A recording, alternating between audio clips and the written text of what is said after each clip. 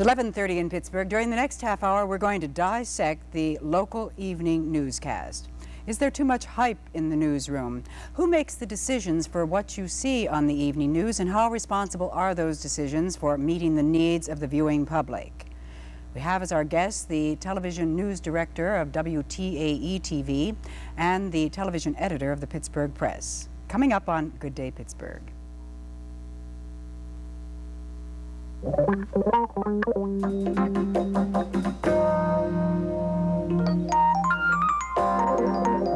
Good morning and welcome to Good Day Pittsburgh with Eleanor Schano White and Tom Peterson with news.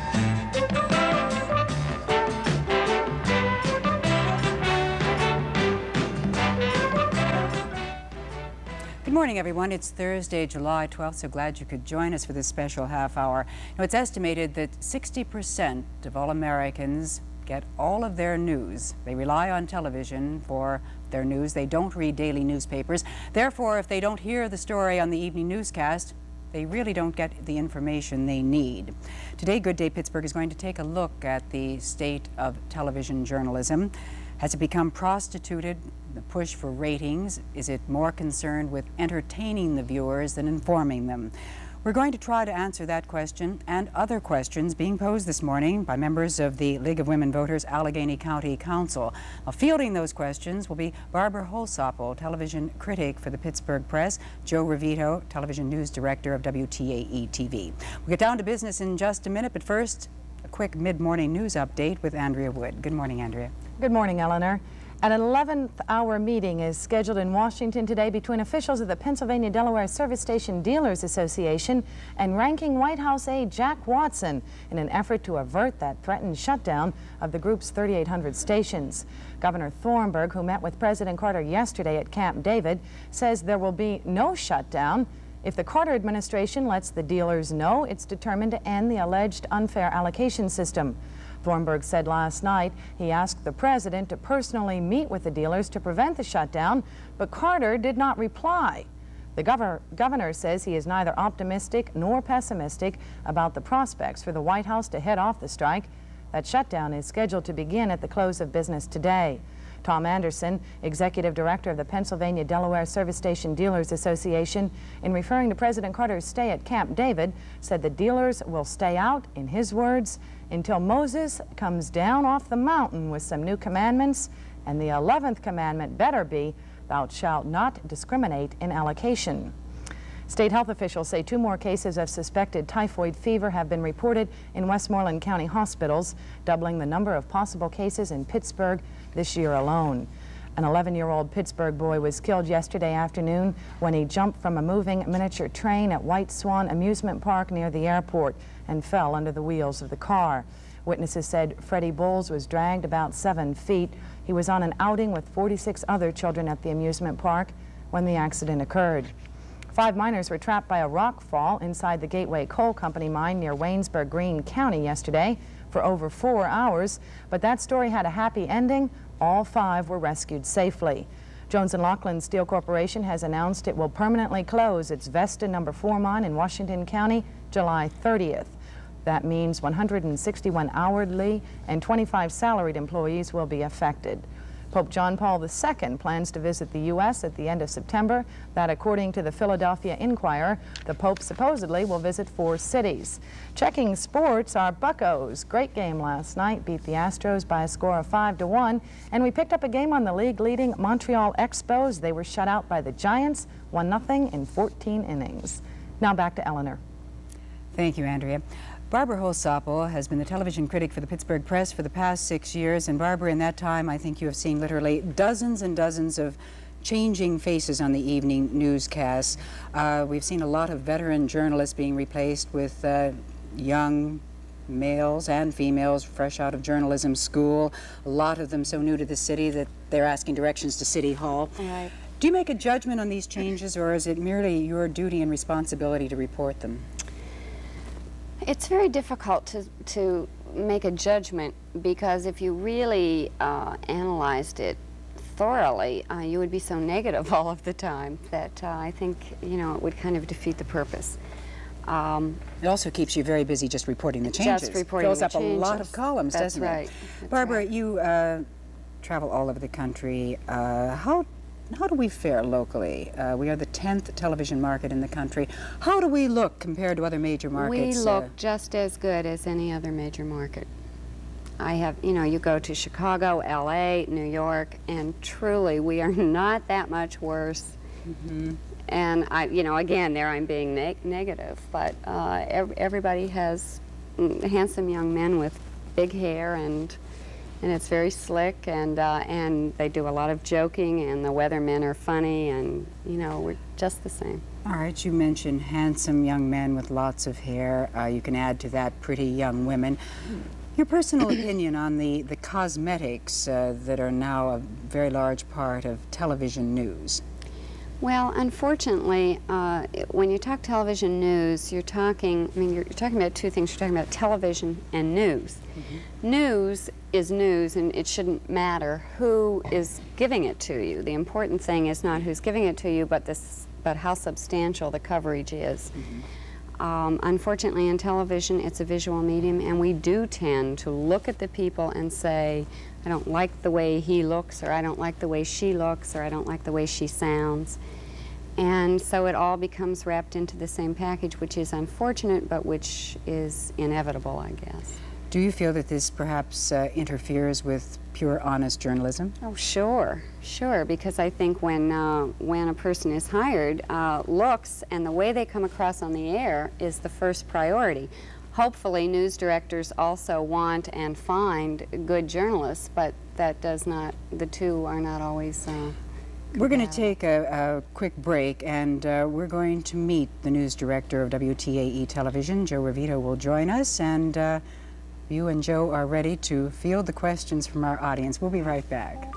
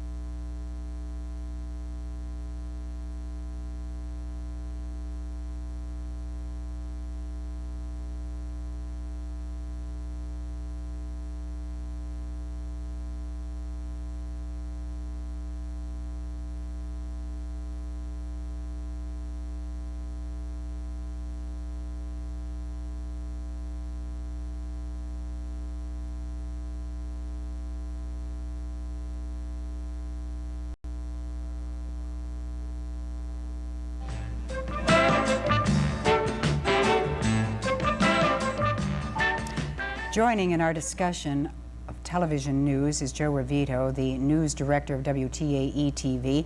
Joe, the only network affiliate in this market that still programs a half-hour news. That decision, how do you arrive at that decision when the other two stations are doing a full hour each night? Well, I think it's just a matter of programming commitment in terms of what the television station decides to do in terms of how we disseminate our news throughout a broadcast day. While channels 2 and 11 both program an hour at 6, we program an hour and a half in the morning, which is combined information and news in our AM Pittsburgh show. So over the course of a week, we come close in terms of total minutes devoted to news and informational programming. Do you agree with those estimated statistics that I gave earlier, that 60% of the people do rely on television to tell them everything that's happening in the world? And can you really fulfill your responsibility to the local television viewer in a half hour each night? Well, I don't know that you can do it in an hour. I don't know that you can do it in 2 hours.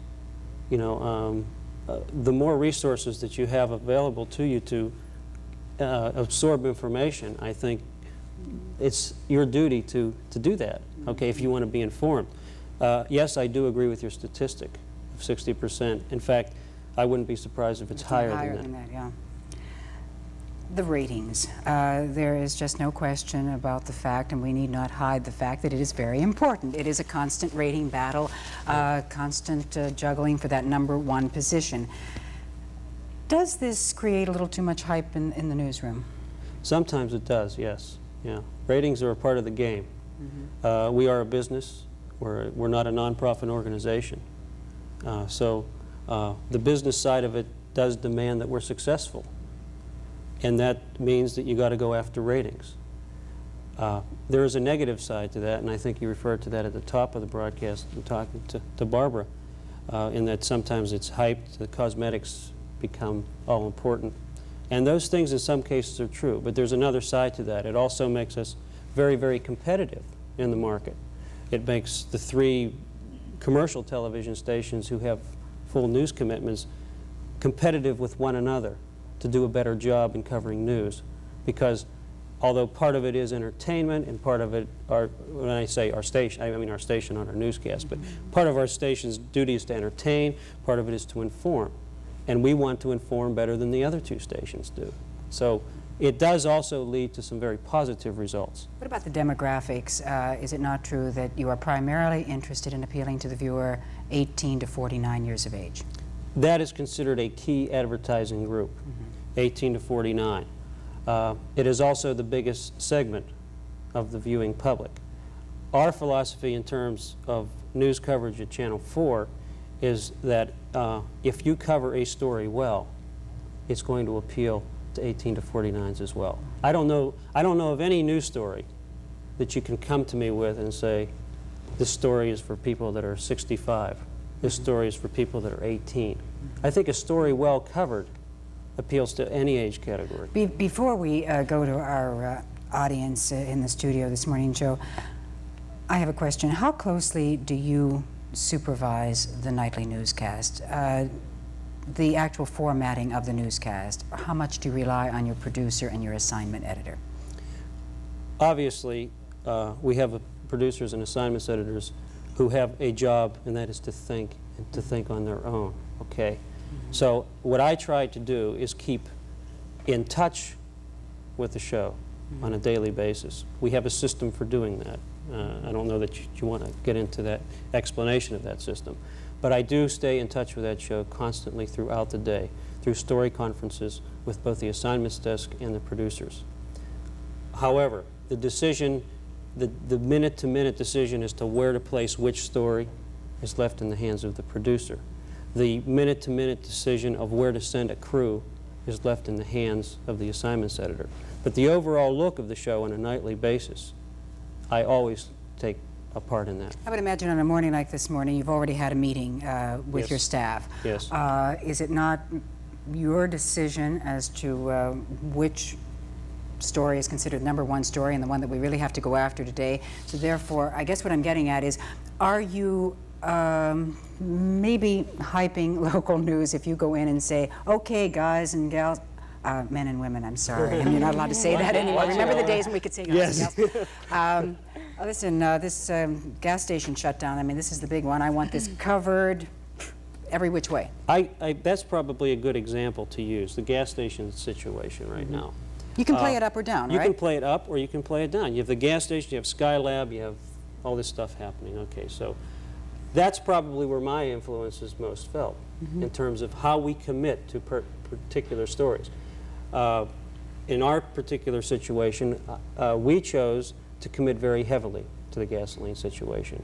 We were the first station on the story. We've had Don Cannon in Washington for almost a week solid, off and on, back and forth, flying back and forth. We've done a lot of live broadcasting from both Washington, D.C. and from Harrisburg on the thing.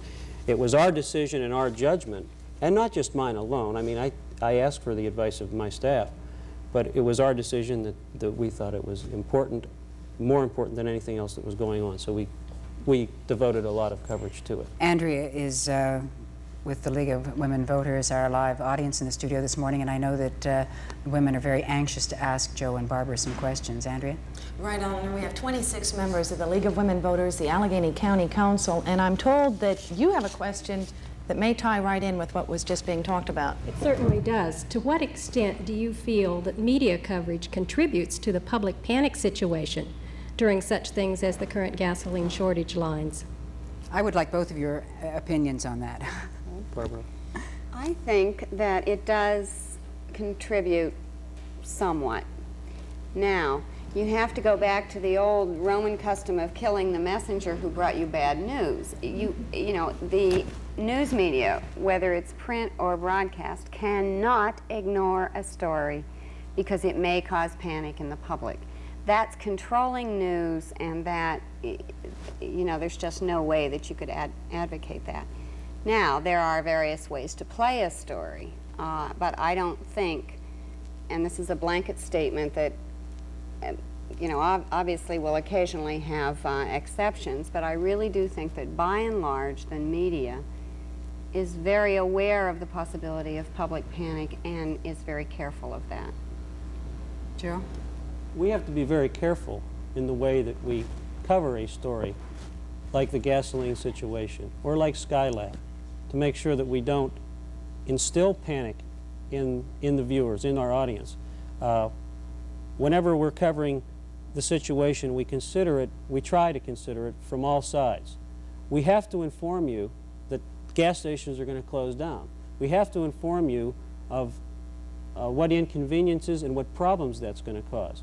But if you look at the coverage, not only on our television station, but if you look at our coverage in KDKA's and WIIC's coverage of this situation, I think each of us have also gone out and tried to show you how you can get gas, what stations will be open, what emergency precautions are being taken. Whenever there's any kind of a situation that exists, meetings in Washington, meetings in Harrisburg that can help solve the situation, we're there covering those as well. I think there's also a reverse pressure caused by our coverage on public officials and bureaucrats who might have a tendency to sleep at the switch. If we're there and they know we're going to cover them and they know we're going to pressure them, it results in positive things coming out of meetings. Thank you, Joe. Do you have another question, Andrea? Yes, we do. Fine. The dividing line between human interest and invasion of privacy or bad taste is very hazy. Why is it necessary to interview on the spot a grandmother, for instance, whose family has just perished in a fire? Why does the media concentrate so much on tragedy? Joe? Shall I handle that one? That's a very, very difficult question to answer, okay? Because anytime we cover a story like that, it is an invasion of privacy, okay? At the same time, how do you ignore the results of a tragedy? A tragedy is a human thing that affects a family or a group of people. And the way to properly cover that story, I think, is to go to where the event is and to try to cover it in the best way possible. We try to remain sensitive. Our reporters are always instructed, when you go to the scene of that kind of a story, always be very, very considerate of the people involved. We do not pressure people. We do not run into the scene of a major fire or explosion and stick microphones in people's faces. I think many times that it's assumed that we do, but we don't. We always discuss it beforehand. As a matter of fact, we had a local radio reporter who made his name very famous by doing that a few years ago. That's right. May I? Yes, I'm go sorry, ahead. may Barbara. That's I okay. also add a point? Tragedy in our world today and with the communications that we have can become very mundane.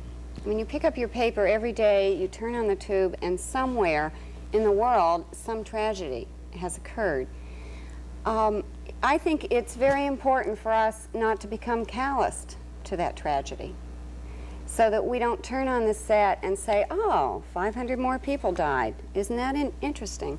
And then go on to something else. I mean, I think that in our society, it's important that we try to keep ourselves aware of what tragedy means on a personal level. And if I may make a comment, I think that the television screen, it has a tendency to enlarge any good or bad news, and question about that. therefore it makes it a super sensitive area. Quick question before we take a break regarding the ENG, the electronic news gathering service. It's called Mobile Eye, Instant News, so on and so forth. Is it being abused? Is it being used properly? We're still learning how to use it, Eleanor. It's a relatively new thing on the market, especially in the beginning, the first year or two that it was in existence. I think it was like a kid with a new toy. Everybody had a tendency to overuse it. Got to have a live shot every night. Yeah. Now we're learning, and we're trying to be more discriminatory. We're going to take a break, and we'll be back with Joe Rovitto, WTAE television news director, Barbara Holsopple, television editor of the Pittsburgh Press, and our live audience right after this.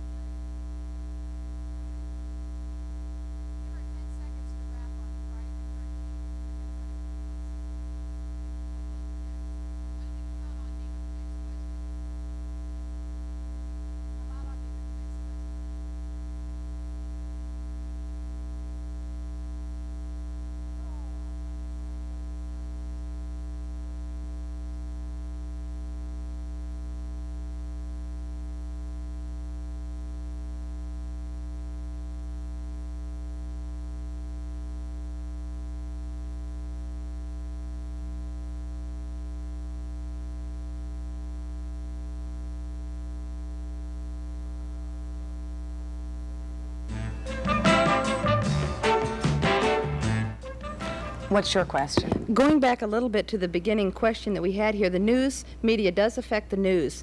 And in relation to the League of Women Voters concerns, you give out predictions of low voter turnouts weeks before election results are in.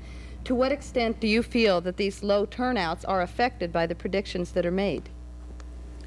I have to slightly correct that. We don't make the predictions. The County Board of Elections makes the predictions. We just report them. But still, just the fact of repeating that prediction that no one is going to show up at the polls, does that become a self-fulfilling prophecy? It's quite possible that it does, but I don't know how you can choose to ignore that kind of information. I think that it's our duty to report the fact that the county feels that only so many people are going to show up and vote. We don't encourage people not to vote. In fact, we are always very careful around election time we usually have editorials on encouraging people to vote.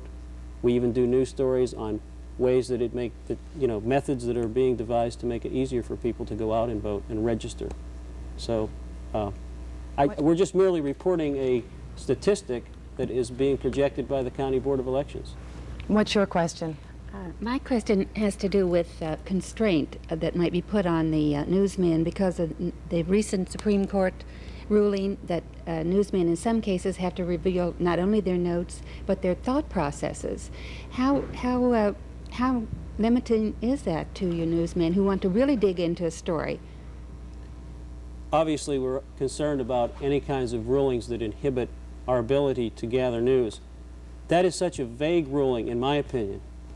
I don't know that it would inhibit anyone. How do you determine what a person's thought processes are at the time that he's gathering information in a story? At least as far as I know, it hasn't inhibited anybody from doing anything. It hasn't had any effect. But I do get concerned about any kinds of rulings that try to inhibit our methods of coverage. As far as notes are concerned, it's impossible to read someone else's notes.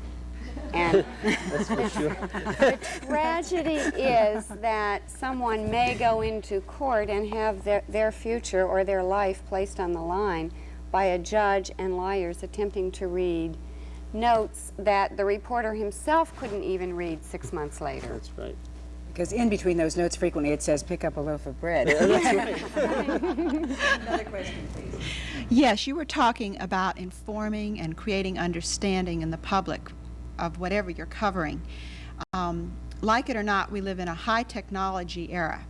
A lot of the stories deal with high technology, 3 Mile Island, Skylab, even the energy crisis. It's a high technology story. How can the television reporter know everything about everything? How can they be prepared to make a quick explanation that's simple and clear of a complex subject? Because in television news, time is of the essence. 3 Mile Island is an excellent example of a situation where you your judgment is put to the extreme test because you have to rely on public officials and bureaucrats. And we had exactly the situation come up in 3 Mile Island that we all fear, and that is we had a potential disaster, and we had people from all levels of government telling us different things. The best that we can do in a situation like that is to present all the viewpoints and then gather as much knowledge and information as we can through independent experts and just present as full coverage as possible. We covered that story with complete live coverage down there for a whole week and then followed it up with a 1/2 hour special. I don't think we came near explaining all its ramifications. They never will. We'll never know the real story. Highly technical stories are very difficult to cover. Joe, I think that we've gotten away from the specialized reporter. We used to have reporters who were assigned to City Hall, reporters who were assigned a certain beat. Is it budget problems that has forced you to make every reporter general assignment? No, I don't think it's budget problems as much as it is being realistic. A television staff is never as large as a newspaper staff. It cannot devote a person to a single area of coverage exclusively, in most cases, okay? Now, there are exceptions to that, consumerism and things like that. But consumerism is such a broad field, you know, that it touches many, many issues. What it has tended to do in many situations is it's set news operations up that cover only those fields where the beats are. And many, many other stories are ignored that should be covered. Another question. We have time for just one more question, and very briefly at that. Why do the reports on government happenings center on the personality of the elected official and not on the requirements of the job they have been elected to do? In other words, why not focus on the results of their action and how it will affect the public? We try to do that in our follow-up coverage. In many cases, the only way you can get to an issue is through a public official. It's our job to follow up on what he says. For example, if Governor Thornburg comes out today and says, I'm going to fix a particular section of the Penn Lincoln Parkway, it's our job to follow up.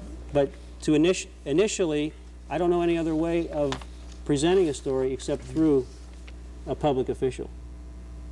Okay, and if they have charisma, I can't help that. I think it's our job to follow up on this discussion. Unfortunately, the half hour has gone by so quickly. We have just barely scratched the surface. Joe Rovitto, news director of WTAE Television, Barbara Holsopple, television editor of the Pittsburgh Press and the League of Women Voters. Andrea, I want to thank all of you. We'll be right back. The weather forecast now for metropolitan Pittsburgh, mostly cloudy, hazy, and humid through Friday with thunder showers. Our high today near 85, our low tonight near 60.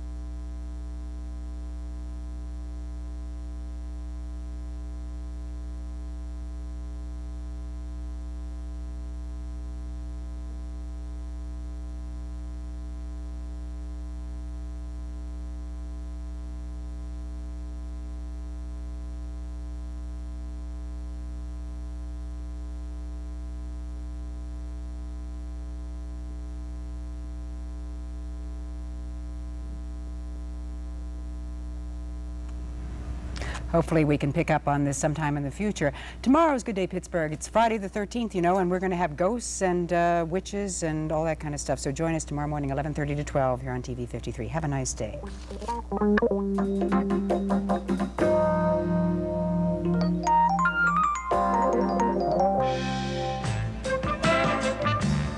This has been Good Day Pittsburgh with Eleanor Schano White and Tom Peterson with news.